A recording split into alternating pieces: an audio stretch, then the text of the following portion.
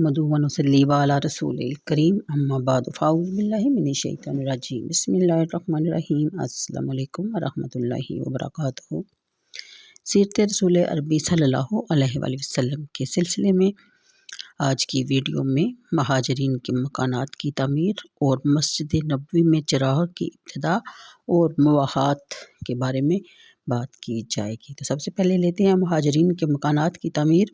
مہاجرین کی سکونت کے لیے مسجد کے قریب مکانات کا انتظام کیا گیا، چنانچہ آقا نامدار صلی اللہ علیہ وآلہ وسلم نے بنو زہرہ کو مسجد کی ایک جانب میں ایک خطہ عنایت فرمایا، جس میں حضرت عبد الرحمن بن عوف قریشی ظاہری کے حصہ میں ایک خرمہ ستان آیا جو اس کے نام سے مشہور معروف تھا۔ حضرت عبداللہ و عتبہ بصرانِ مسعود ہذلی جو بنو زہرہ کے خلیف تھے، ان کے لیے مسجد کے پاس ایک خطہ معین کیا گیا جو ان کے نام سے مشہور تھا۔ حضرت زبیر بن عوام قریشی اسد کو ایک وسیع خطہ ملا جس میں مختلف اقسام کے درختوں کی جڑیں تھیں، وہ بقیع الزبیر کہلاتا تھا۔ حضرت طلحہ بن عبید اللہ قریشی یلمی کو ان کے گھروں کی جگہ ملی۔ حضرت ابوبکر صدیق کو بھی مسجد کے قریب زمین دی گئی۔ اسی طرح حضرات عثمان بن عفان قریشی اموی، خالد بن ولید قریشی مخزومی، مقداد بن اسود کندی اور طفیل بن حارث قریشی مطلبی وغیرہ ہم کو زمینیں دی گئی۔ ان قطاعت میں سے جو زمینیں بے آباد اور غیر مملوکات تھیں وہ رسول اللہ صلی اللہ علیہ وسلم نے بطور خود تقسیم فرما دیں، اور جن قطاعت میں انصار کے منازل و مکانات تھے وہ انہوں نے رسول اللہ صلی اللہ علیہ وسلم کو ہبہ کر دیے اور حضور صلی اللہ علیہ وسلم نے مہاجرین کو عطا فرما دیے۔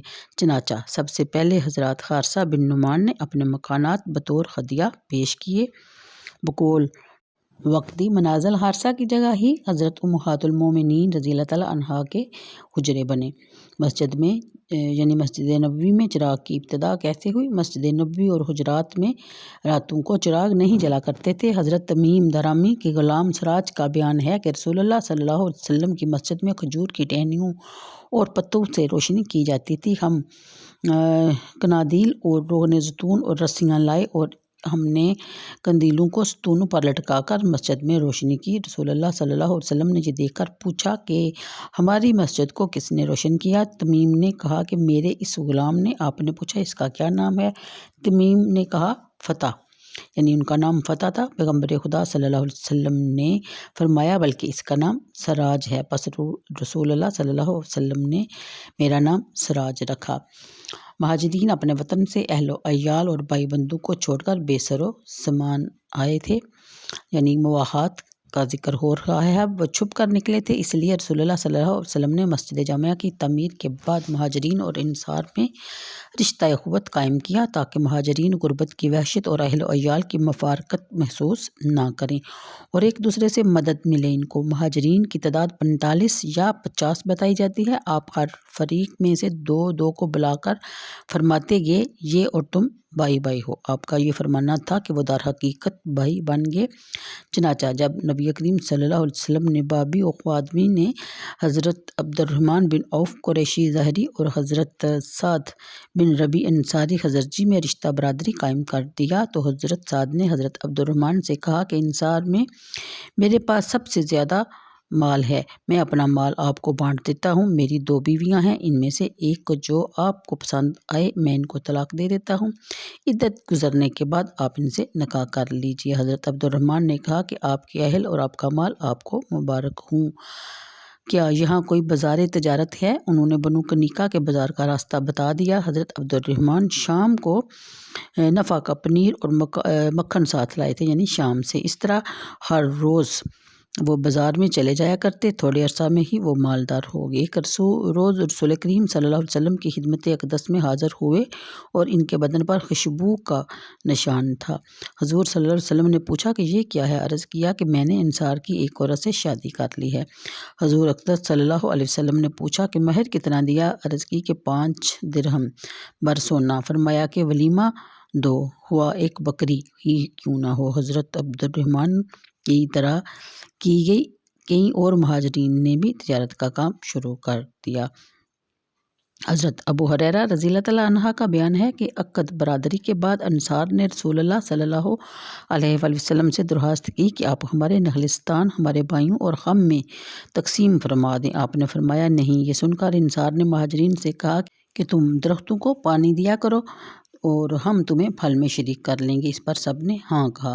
بصر و چشم یہ مساقات کی صورت تھی، مگر بعض نخلستان محض میخا کے طور پر بھی دیے ہوئے تھے، جن میں کام بھی خود انصار کرتے تھے اور مہاجرین کو پیداوار کا نصف بھی دیتے تھے۔ یہ عقد برادری اور نصرت اور مواسات اتوارث پر تھا، اس لیے جب کوئی انصاری وفات پاتا تھا تو اس کی جائیداد مال مہاجر کو مل جاتا اور قریبی رشتہ دار محروم رہتے تھے۔ چنانچہ قرآن مجید میں وَالَّذِينَ تَبَوَّأُوا الدَّارَ وَالْإِيمَانَ مِن قَبْلِهِمْ يُحِبُّونَ مَنْ هَاجَرَ إِلَيْهِمْ وَلَا يَجِدُونَ فِي صُدُورِهِمْ حَاجَةً مِّمَّا أُوتُوا وَيُؤْثِرُونَ عَلَىٰ أَنفُسِهِمْ وَلَوْ كَانَ بِهِمْ خَصَاصَةٌ وَمَن يُوقَ شُحَّ نَفْسِهِ فَأُولَٰئِكَ هُمُ الْمُفْلِحُونَ۔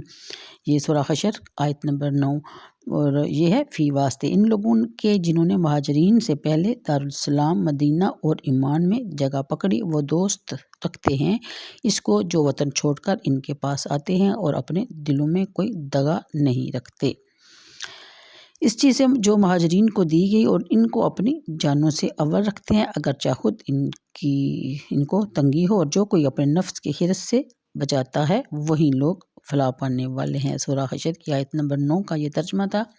صحیح بخاری میں یہ قصہ مذکور ہے کہ ایک بھوکا سائل جب پیغمبر خدا صلی اللہ علیہ وسلم کی خدمت میں آیا، اپنے گھر میں دریافت کیا کہ کچھ کھانے کو ہے؟ جواب آیا کہ صرف پانی۔ آپ نے فرمایا کہ کون ہے جو اس کو اپنا مہمان بنائے؟ ایک انصاری نے کہا کہ میں حاضر ہوں۔ چنانچہ وہ اسے اپنے گھر لے گیا اور بیوی سے کہا کہ رسول اللہ صلی اللہ علیہ وسلم کے مہمان کو کھانا کھلانا ہے۔ وہ بولی کہ صرف بچوں کی خوراک موجود ہے۔ کہا کہ تو وہ کھانا تیار کرو اور چراغ روشن کر کے کھانے کے وقت بچوں کو سلا دینا۔ چنانچہ اس نے ایسا ہی کیا۔ جب میاں بیوی اور مہمان کھانے پر بیٹھے تو بیوی نے بتی اکسانے کے بہانے سے اٹھ کر چراغ گل کر دیا۔ میاں بیوی بھوکے رہے اور اس طرح ہاتھ چلاتے رہے کہ گویا وہ بھی کھانا کھا رہے ہیں۔ صبح کو وہ انصاری رسول اللہ صلی اللہ علیہ وسلم کی خدمت میں حاضر ہوا تو آپ نے فرمایا کہ رات اللہ تعالیٰ تمہارے نیک کام سے راضی ہوا۔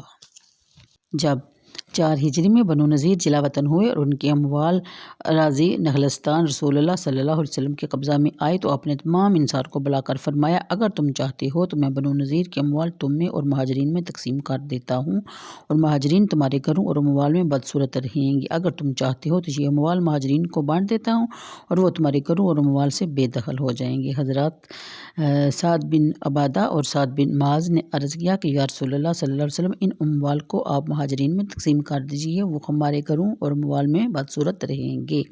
یہ سن کر انصار بولے یا رسول اللہ صلی اللہ علیہ وسلم ہم آپ پر راضی ہیں۔ اس پر رسول اللہ صلی اللہ علیہ وسلم نے فرمایا اے خدا تو انصار اور ابناء انصار پر رحم فرما۔ اس طرح حضور صلی اللہ علیہ وسلم نے اموال بنو نذیر صرف مہاجرین میں تقسیم فرمائے۔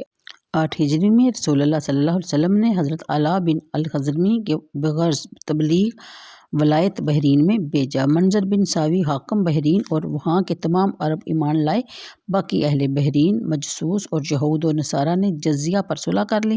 رسول اللہ صلی اللہ علیہ وسلم نے انصار کو بلایا تاکہ بحرین کا جزیہ اور حراج اور انصار کے لیے لکھ دیں، مگر انصار نے عرض کیا کہ نہیں، اللہ کی قسم ایسا نہ کیجیے، یہاں تک کہ حضور ہمارے قریشی بھائیوں کے لیے اتنا ہی مال لکھ دیں۔ جب 7 ہجری میں خیبر فتح ہوا تو مہاجرین کے حصہ میں اس قدر مال آیا کہ ان کو انصار کے نخلستان کی حاجت نہ رہی، اس لیے انہوں نے وہ نخلستان جو بطور اباغت ان کے پاس تھے انصار کو واپس کر دیے۔ تو مجھے دیجیے اجازت، انشاءاللہ کل اذان کی ابتدا کیسے ہوئی اس کے بارے میں بات ہوگی۔ تب تک اللہ حافظ۔